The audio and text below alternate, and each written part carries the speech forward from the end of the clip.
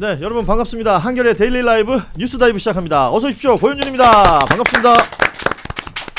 자, 오늘 함께 해주실 세 분 굉장히 기대되는 조합이죠. 늘 최고의 조회수를 찍고 있는 세 분과 함께합니다. 노짱자매 노영희 변호사 나오셨습니다. 어서 오십시오. 네, 안녕하세요. 오늘 빨갛네요. 되게 화면이 예쁘게 나오네요. 자, 장유미 변호사도 함께합니다. 어서 오십시오. 예, 반갑습니다. 네, 어서 오십시오. 그리고 김환 기자 함께합니다. 어서 오세요. 네, 안녕하세요. 자, 일단 제가 요거 좀 읽어드릴게요.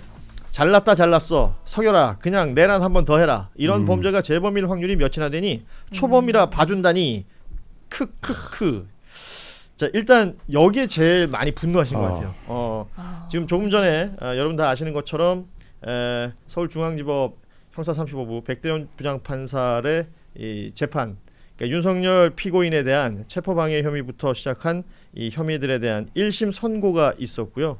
징역 5년이 선고가 됐습니다. 아시는 것처럼 구형은 징역 10년이었으나 선고는 5년이 나왔습니다. 이렇게 결론이 나온 상황이고요. 아시는 것처럼 다들 생중계로 보신 분들이 있을 거예요. 법원에서 생중계 결정을 했고 많은 분들이 영상을 보셨을 텐데 저희도 영상을 준비한 게 있으니까요. 요거 잠깐 보시고 이야기 나누도록 하겠습니다. 피고인 일어서십시오. 주문. 피고인을 징역 5년에 처한다. 이 사건 공소사실 중 허위 작성 공문서 행사의 점 및 허위 공보 관련 직권남용 권리 행사 방해의 점은 각 무죄.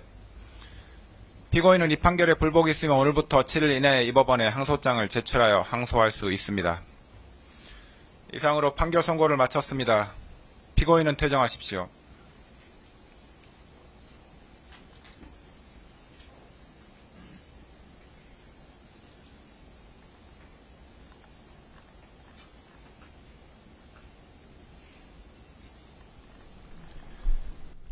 자, 백대현 판사의 선고, 그러니까 주문을 읽는 부분, 그리고 마지막에 윤석열 피고인이 퇴정하는 모습까지 함께 보셨습니다.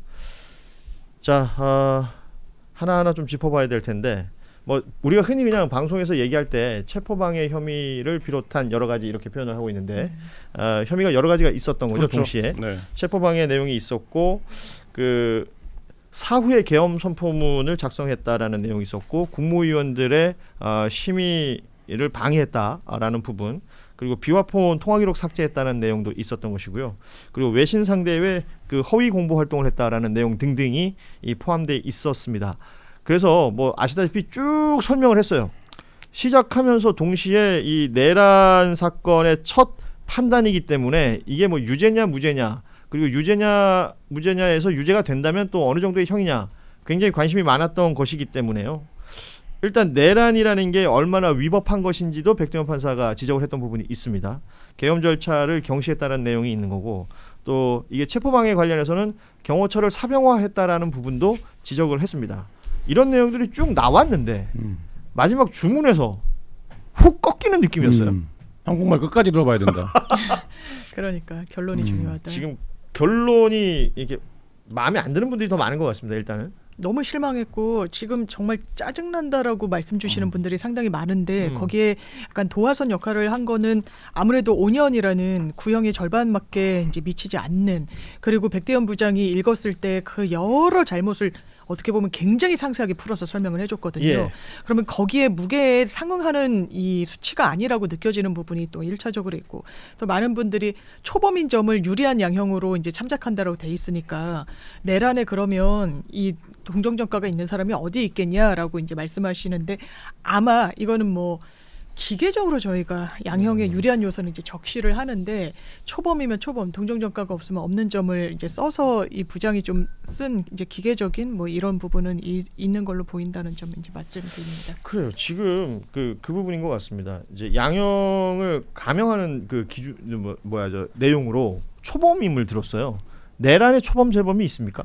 여기서 말하는 초범은 뭐 내란을 두 번 저질렀냐, 뭐 과거에 그런 범죄가 있냐 이걸 말하는 게 아니고 이 사람 인생을 통틀어서 죄를 지은 것이 없다. 그러니까 전과가 없다. 네, 형벌을 받은 적이 없다. 이제 이걸 말하는 거고요. 그때 피고인의 나이, 나이를 고려한다. 예. 피고인의 성향을 고려한다. 음. 피고인이 초범인 점을 고려한다. 또 피고인이 이 사건 범행에 이르게 된 경위 등을 고려한다. 이렇게 예. 쭉 열거를 했잖아요. 그거는 그냥 일반적으로 붙이는 그런 약간 그 관용적인 업구라고 생각하시면 돼요. 이 사람에 대해서 성향을 고려한다는 건데 무슨 말이에요?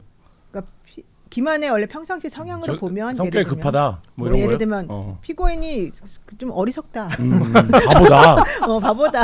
이런 판단을 내리게 된 그 경위에 이르기까지 되게 어리석은 판단을 했고 잘못 받아들였다. 자기 혼자 이렇게 정말 떼쓰는 5살짜리 어린아이인 것처럼 이렇게 상황 판단을 못하는 모질이다. 결국 이제 그 말이 소실은 좀 들어간 거고 그런 걸 고려한다면 합리적이고 아주 이성적인 판단에 행해진 건 아닌 것 같다. 예. 이제 그런 걸 사실 이제 넣는 건데 현실적으로는 뭐 그렇다고 해서 판사가 꼭 그런 말을 쓰고 싶었던 건 아니고 성향이나 이런 얘기는 그냥 일반적으로 쓰는 관용 어구다. 전체적으로 장량감경 같은 걸 해주려고 할 때 양형 참작사를 고려할 때 쓰는 말이니까 뭐 초범이라고 했다고 해서 그 뭐 내란을 2번 저지르냐 이런 말을 하고는 연결을 시키지 않으셔도 지금 뭐 됩니다. 댓글 반응들을 제가 좀 읽어드릴게요. 네네. 일단 그 분노의 댓글들.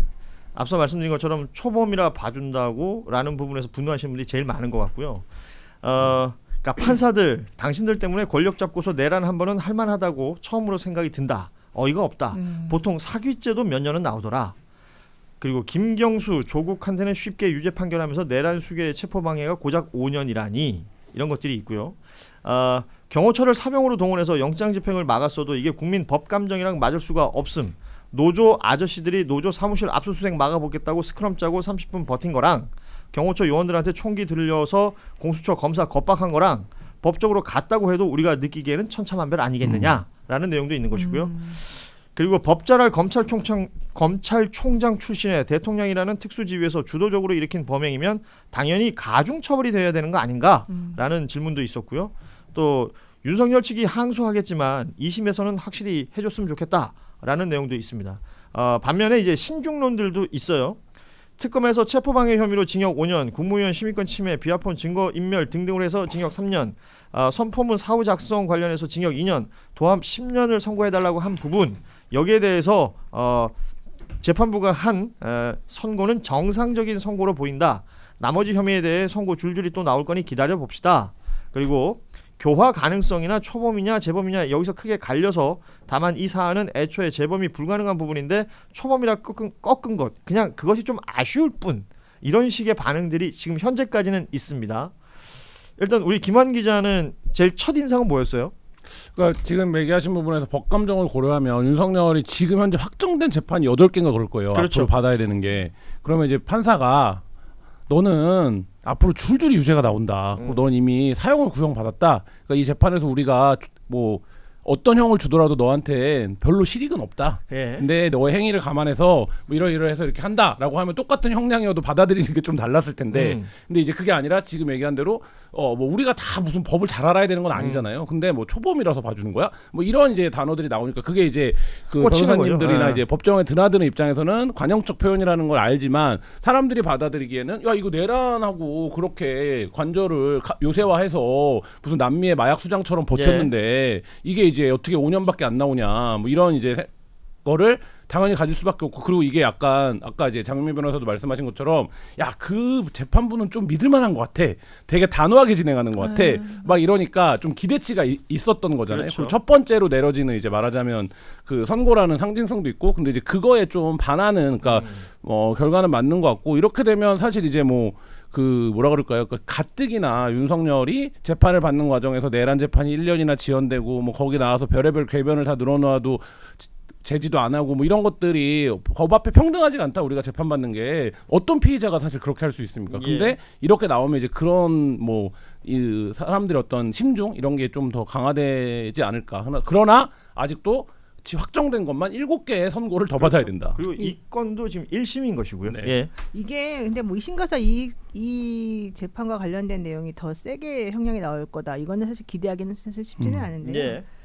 그럼에도 불구하고 이 사건에 있어서는 이제 확인해야 될 거는 형량보다도 실제 이 재판부가 유죄를 인정한 부분이 무엇인가를 보는 게 그렇죠. 중요해요. 이제 무죄를 인정한 부분이 있고 유죄를 인정한 그렇습니다. 부분이 예. 있거든요. 근데 이제 무죄로 한 건 예를 들면은 뭐 허위 공문서 작성, 행사 이런 등등 중에서 이 사람이 이제 뭐 자기가 자발적으로 뭔가 했다기보다는 뭐 강희구 실장이 뭐 알아서 뭐 파쇄하고 이런 절차적인 거 예. 자기네끼리 알아서 한 것도 좀 있다 뭐 이제 이런 식의 얘기였던 것 같고 그거보다 중요한 게 이거예요. 윤석열 씨가 계속해서 체포방해 같은 거를 그때 공수처에서 했을 때 주장한 내용 중에 하나가 여러분들이 이제 포인트를 봐야 될 게 공수처는 수사 권한이 없는 집단이었다. 이제 이런 주장을 계속해서 했었었고요. 예.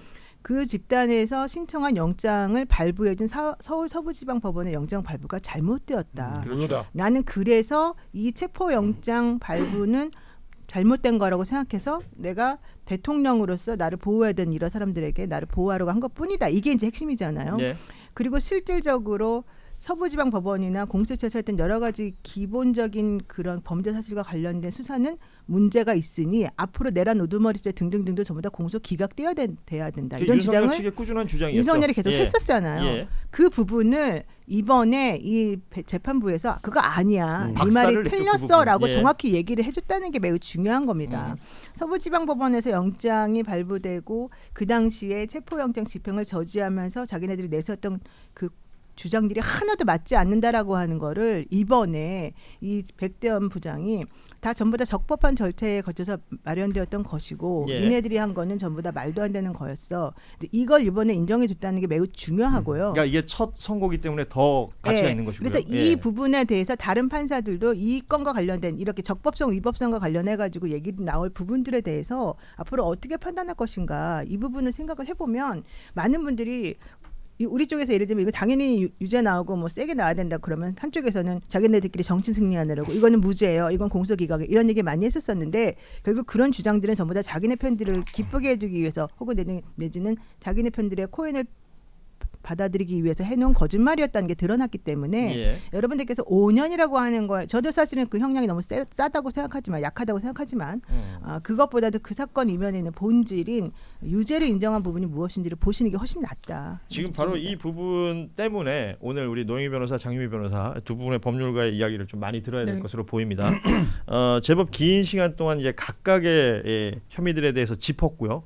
백대원 판사가 그러니까 대부분 그 유죄 판결이 나왔습니다. 이걸 이제 법률 용어로는 일부 유죄 이렇게 표현하는 경우들이 맞습니다. 있고요.